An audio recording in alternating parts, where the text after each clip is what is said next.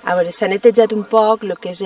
l'encausament del cicle de l'aigua que baixava des del Molinar i que donava aigua a les fàbriques del Molinar, a les indústries. S'han fet una sèrie d'adequacions en l'edifici de la fàbrica de Soler, que és municipal. Teníem problemes perquè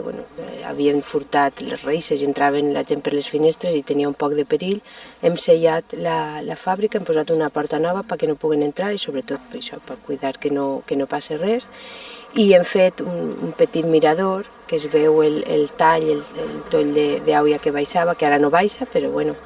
sí que n'hi ha una espècie de mirador que es veuen unes vistes espectaculars i poquet a poc la voluntat és anar recuperant aquesta zona, almenys mediambientalment, perquè el tema d'emprendre en els edificis, alçar a travoltes edificis, això és molt costós, però almenys en el que respecta al medi ambient, s'hi anar netejant i fer això un paratge visitable i unes rutes que puguen ser transitables a peu o en bici i poder-les disfrutar la gent.